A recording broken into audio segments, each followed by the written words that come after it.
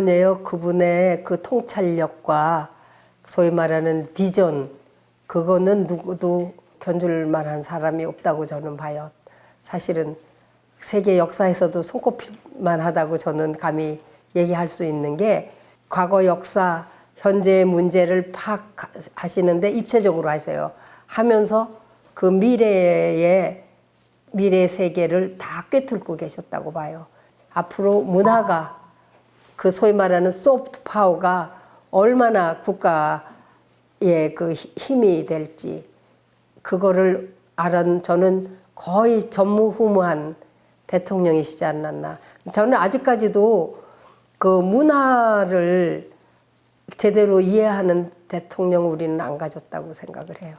그 문화는 그냥 좋은 거 이 정도지, 문화가 국민의 삶의 질과 직접 관계되고, 문화가 국가 경제에 직접 연결이 돼서 그게 앞으로 우리나라 발전에 그게 중요한 축이 될 거라는 거를 그분은 그때 이미 아셨거든요. 그래서 그 문화 대통령이 된다는 말도 서슴지 않고 하시면서, 지식 기반 그 사회가 오면서 그런 문제들이 더 앞으로 우리나라를 선도할 거라는 거를 아셨죠. 그래서 그분이 그렇게 얘기 많이 하셨어요. 옛날에는 우리가 산업화 과정에서 좀 뒤졌지만, 민주화 과정에서 뒤졌고 산업화 과정에서 뒤졌지만, 우리가 따라잡을 수 있는 게 이 정보 사회에서의 IT 산업으로 우리가 세계를 따라잡을 수 있다. 근데 그렇게 됐잖아요. 그리고 앞으로 또 더 그렇게 되잖아요. 4차 산업사회가 올 거라는 거를, 그 용어는 안 쓰셨지만 그 내용은 파악하고 계셨어요. 그래서 그 방향으로 가야 된다는 거를 알고 주지시켰어요. 근데 솔직히 사람들이 그거에 대해서 이해가 부족했어요. 그걸 집행하는 우리 같은 사람들이 거기에 대해서 별로 현실적으로 실감하지 못했던 것 같아요. 그래서 그분이 이렇게 독려하셔서, 그 국정 지표 할 때도 항상 지식 기반 사회, 그 문제를 했고, 그런 거에 대해서 막 독려를 하셨어요. 4차 산업에 우리가 뒤지지 않을 수 있는 기반을 그때 다 만들어 놓으신 거예요.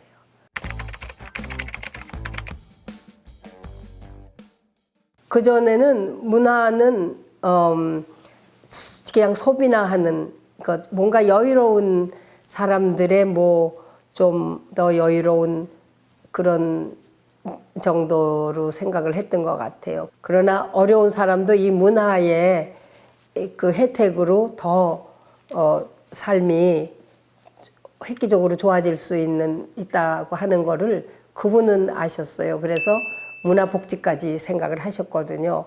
누구나 문화를 향유할 수 있게 해줘야 된다. 그래야 국가 경쟁력이 높아진다 하는 거를 그분은 얘기를 하셨거든요.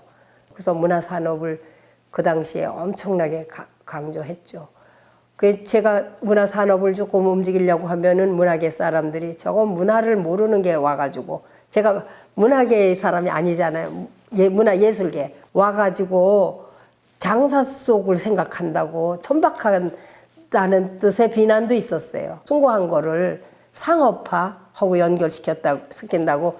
그랬을 때 제가 얘기가, 문화산업하고 문화예술은 수레에 두 바퀴 같습니다. 근데 그거는 대통령이 그렇게 얘기하셨거든요. 그래서 아무리 좋은 훌륭한 문화예술이 있어도 그게 산업화되지 않으면 이게 발휘를 못합니다. 아무리 좋은 문장이 있어도 책으로 출판으로 되지 않고 그 책이 팔리지 않으면 무슨 소용이 있습니까? 미술, 어느 음악 다 국민이 향유하지 않으면은 그거는 가치가 없는데, 그게 문화산업입니다. 그렇게 얘기했어. 그래서 이거 저속한 게 아니고, 이거는 순수 문화예술을 발전시키는데 문화산업은 반드시 같이 가야 될 동반자입니다. 이렇게 얘기를 하고, 그 다음에 저급 문화, 고급 문화 이런 걸로도 시비가 있었어요. 그때. 그러니까 소위 말하는 순수 예술 아닌 거는, 예를 들면 대중음악이라든가 또 이렇게 만화 이런 거를 저급하게 보는 경향도 있었어요. 그때 그래서 제가 그거는 장르의 차이지 문화에는 그거는 저기 고급 저급은 없다고 봅니다. 그러면 이제 제가 뭘 몰라서 그런다는 얘기도 없진 않았어요. 그럼에도 불구하고 그런 얘기를 했어요. 그러니까 제가 하루는 대중 음악하는 사람한테 가고 하루는 클래식 하는 사람한테 가면은 이쪽 갈 때 사람들이 상당히 그런 게 조금 안 좋은 걸 왜 그때는 왜 그런 대중음악을 뭐 뽕짝이라고도 하고 막 그랬잖아요. 그리고 이제 대중음악은 외국 거 아니면 우리 거는 좀 천시하는 경우도 있었고 그랬을 때 제가 이랬죠. 아니 일반 국민한테 이렇게 감정이입이 쉽게 되는데 고급 예술은 상당한 절차가 필요하지 않냐. 그런데 대중음악이나 예술은 바로바로 일반 사람들 감정에 이입이 돼서 즐기는데 이거를 어떻게 무시하느냐. 그게 국민이 즐기는 예술이 되는데 그래서 이거를 높고 낮음으로 볼 수는 없다. 이제 그때도 그렇게 얘기를 해서 제가 일반 대중문화, 대중음악 뭐 이런 거에 같이 기준을 뒀어요. 대통령이 그렇게 하셨거든요. 대통령이 누구 좋아하셨는지 기억하시나요? 서태지. 그래서 그런 사람들 좋아했었어요. 클래식 하는 사람은 대통령이 얼마큼 아셨는지 잘 모르지만 그 서태지 높이 평가하셨어요. 왜냐하면 그 국민한테 주는 영향력이 엄청 크기 때문에 그가 어떤 노래를 어떻게 했느냐가 바로 영향을 미치니까.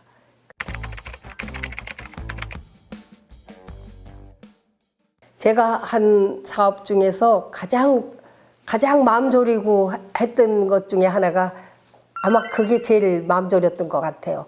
일본 대중문화를 우리가 받으면은 안 된다는 게 두 가지 측면이에요. 하나는 일본 거라서 안 되는 거예요. 우리 역사적인 그런 불행한 과거 때문에 무조건 배척하는 거. 또 하나는 현실적으로 일본 대중문화가 훨씬 앞섰다. 우리 거 다 맥힌다. 그런데 그때 이미 일본의 대중문화는 음성적으로 들어오고 있었어요. 그리고 대통령님이 그 얘기를 하시는 걸 알았거든요. 일본 대중문화를 우리가 받아야 된다. 문화는 흐르는데 억지로 막으면 안 된다.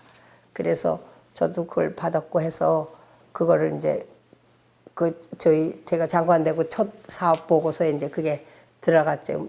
그래서 굉장히 제가 주의 깊게 했어요. 그래서 제가 이제 사회단체에 있어 봤기 때문에 어려운 문제를 할 때는 직접 절대로 안 하고 태스크포스로 만들어서 해야 성과도 좋고 무리가 없이 가는 걸 알아서 제가 위원회를 구성하겠다고 했어요. 대통령이 좋다고 하라고.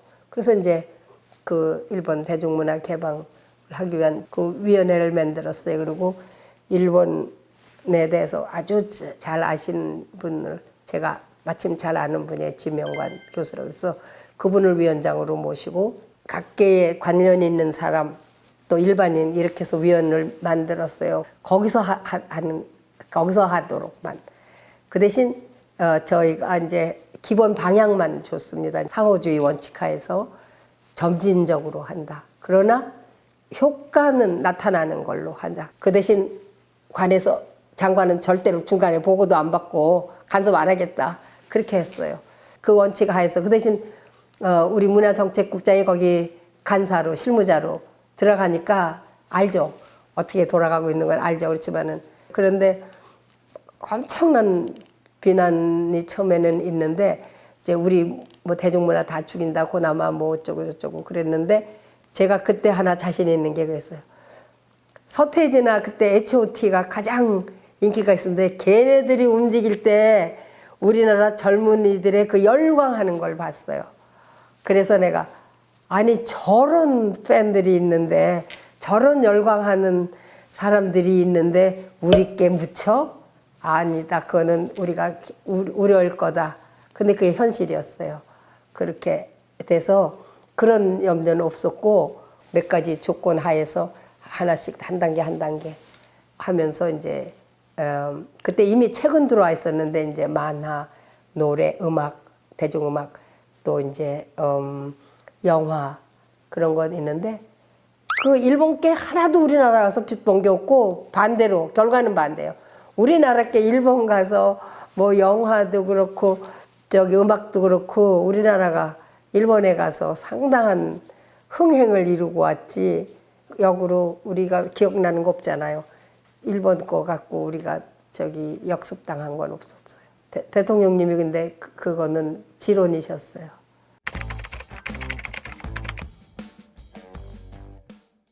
그게 그분의 용어예요. 매우 평범하고 단순한 얘기 같지만 그것처럼 정말 그 문화 정책에 정말 저기 진리가 되는 게 없어요. 근데 그분이 항상 지원은 하되 간섭하지 않는다 해서 처음에는 저렇게 시시한 얘기를 뭐라 맨날 하시나 그랬어요. 그런데 보니까 그 전에는 반대였더라고요.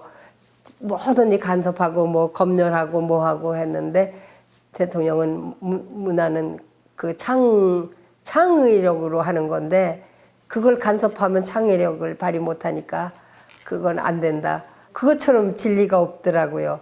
그래서 그렇게 했고 저희가 또 그 정책에서 바꿔놓은 거는 이제 지원하면은 평가를 하질 않아요. 그리고 그래서 한번 타면은 계속 타고 컨텐츠를 중심으로 한다. 뭐 이제 이런 거를 내용적으로 많이 바꿔서 이제 내실을 기한 그런 게 있죠.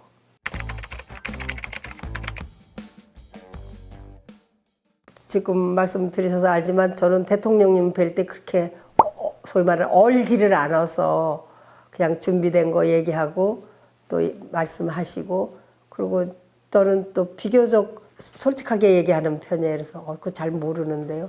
그 자신 없는데요. 이제 이렇게 얘기할 때도 많았어요. 그래서 그렇게 혼난다 하는 기분은 가져본 적이 없어요. 속으로 별걸 다 하시네 이런 적은 있지만 그것 때문에 이렇게 어려워 본 적은 없고 근데 그분이 기본적으로 그 믿고 그냥 맡기시는 타입이고 유연하게 대하시고 또 많이 들으시니까 저는 그분하고 뭐 얘기할 때 마주할 때 참 편했어요. 그러다가 이렇게 하다 시계를 이렇게 보시면 듣기 싫다는 표시구나. 그러면 이제 꼭 해야 될 말 있으면 제가 하나만 더 얘기하면 안 됩니까? 그러면 하라 그러고 안 그러면 그럼 그만하겠습니다 하고 눈치 딱 보기 일어나요. 자세에 저기 신호가 있어요. 표정이 달라지시거나 이렇게 시계를 쳐다보셔요. 그만했으면 좋겠다 하는 뜻이에요. 저는 그거를 캐치했어요.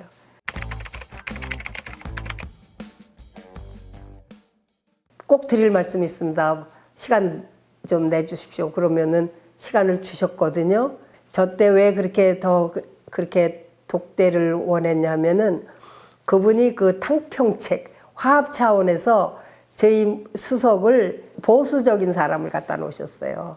민주당계하고 전혀 연결이 없는 분이에요. 그래서 제가 그분하고 어떻게 얘기를 하기가 어렵고 또 그분은 툭 하면은 뭐 우리 저기 부처로 왔는데 장관이 이거 뭐 하지 말게 하라 이런 얘기가 와요. 장관이 뭐 이거에 대해서 거론하지 못하게 하라든가 그런 힌트 약간의 뭐가 와요. 이 달지 못하게 하는 거. 그러면 저도 그 수석을 존중해야 되니까 그렇게 했어요. 그런데 그래도 대승적인 큰 차원에서 이건 아니다 할 때는 할 수 없죠. 그러니까 이제 공식적인 거는 수석을 통하지만 그 외에 그 일이 있을 때는 저기 제가 아는 비서를 통해서 나 대통령께 꼭 이거 해야 된다든가 뭐 그렇게 했어요. 몇 번 그렇게 했어요. 성과를 낼 수도 있었고 일하기가 조금 수월했던 게 그 점이라고 생각하고 대통령과의 그 서로의 그 잘 안다는 거에 대해서 상당히 유리하게 기회를 썼던 것 같아요.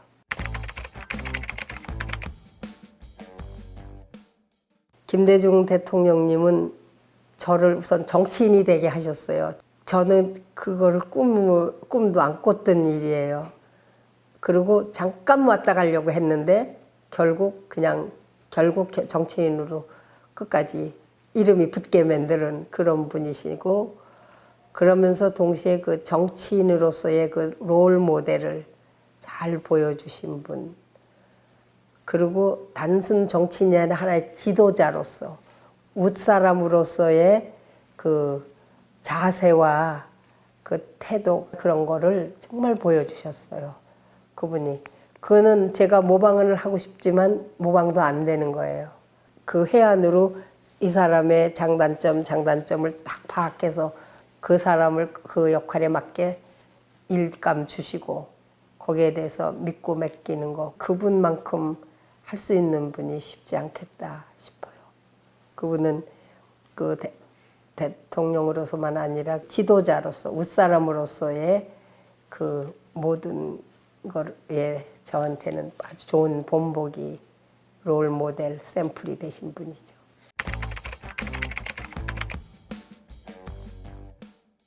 제가 인간적으로 아쉽게 생각하는 거 있어요. 그분을 제가 늦게 만났어요. 그분 연세가 거의 70이 훨씬 넘은 후에 제가 뵀죠. 그래서 정치인으로서 그냥 그야말로 상사로서만 만났고, 제가 그분의 생을 보면은 자기의 삶을 못 사신 분 같다 하는 아쉬움과 안타까움이 있었어요. 제가 이렇게 토막토막 만나면서 단편적으로 뵈면서 그분한테 또 굉장한 유머 감각과 그 낭만이 있으신 걸 봤어요.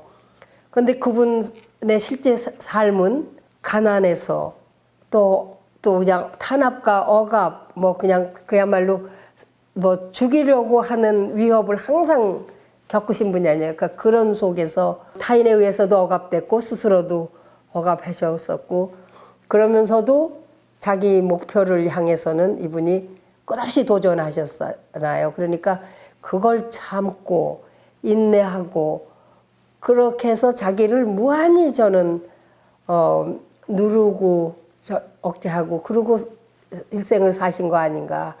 우리들처럼 맘 놓고 자기 기분이나 자기 성향대로 놀고 즐겨보신 적은 있으실까. 그 점이 늘 아쉬웠어요. 결국 대통령도 늦은 나이에 하셨잖아요. 그러니까 오히려 대통령을 끝나시고 그렇게 하실 수도 있었을 텐데, 끝나셨을 때는 이미 노쇠하셨어요. 건강도 그때는 이미 안 좋으셨고. 그래서 그런 사적인 자기 삶을 살아보지는 못하셨던 것 같아요. 그러니까 저도 그분을 뵈면은 사사로운 얘기를 해본 적은 없어요. 그래서 꼭 저도 수첩에다 뭘 적어가서 1, 2, 3 이렇게 딱 얘기하고, 그래서 인간적으로 그런 연민 아니면 그런 아쉬움 그런 거는 좀 있죠. 저는 그분이 가장 좋았던 시기는 당선자 시절이었던 것 같아요. 그거는 그분뿐만 아니라 모든 분이 당선자 시절이 제일 좋은 시절이에요. 그때는 그냥 여유 있고 힘은 가장 힘이 강하고,